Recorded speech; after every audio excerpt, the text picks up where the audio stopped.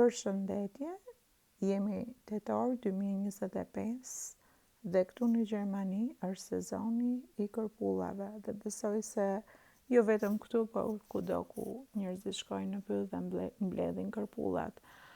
Ka filluar me stadion që herët në shtator, kuptohet që varet edhe nga se si mban moti, dhe njerëzit marrin nga një sport dhe shkojnë në pyll për të mbledhur kërpulla. Kuptohet që duhet që të edukohemi në fillim për atë se çfarë duhet mbledhim dhe për këtë vlen disa kurse apo dhe lexime dhe të tjera klasa informacioni që mund të përdoren për të edukuar veten përpara se sa të hyjmë një aventure paksa të rrezikshme. Tani unë vendosa të bëj një video si amatore dhe dashamirëse e natyrës në përgjithësi, sidomos e kësaj natyrës që ofron vjeshta me ngjyrat e ndryshme dhe kërpullat e ndryshme në pyll. Dhe siç do ta shikoni, kam marrë me kamerën time të telefonit tim kërpulla nga më të ndryshme që i shikon këtu në Gjermani dhe janë të shumta në fakt. Sa herë që del në pyll, si vjet koha nuk është se ka mbajtur shumë mirë, sepse ka pasur shumë rreshje dhe kërpullat përveç se shiu duan edhe diellin që të rriten, por vit pas viti shikon pothuajse është një lloj rituali që i shikon pothuajse në të njëjtat pjesë dhe ato kërpulla që unë i zgjedh dhe porcini i quajnë, pra besoj ata që janë dashamirës dhe janë njerëz që shkojnë edhe mbledhin kërpulla i din edhe në Shqipëri që janë nga llojet më të mira për t'u gatuar.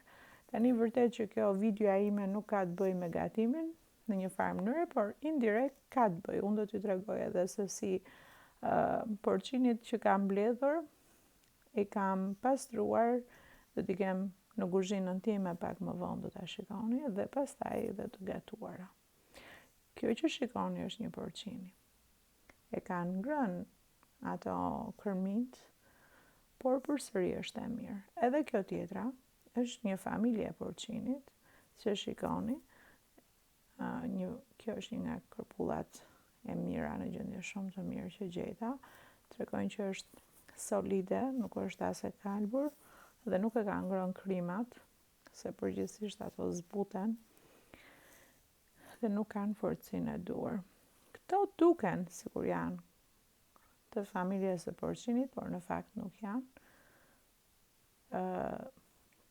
Jetojnë si një familje, bëhen shumë në të njëjtin vend. Edhe kjo kërpulla është interesante dhe kjo nuk del e shpërndarë si porcini, por 4-5 si një familje shfaqen në të njëjtin vend. Janë shumë interesante, mua më tërheqin gjithmonë vëmendjen. Kjo është një kërpull porcini, shumë e shijshme për t'u përdorur në kuzhinë, në gatime të ndryshme. Shikoni si ka dalë.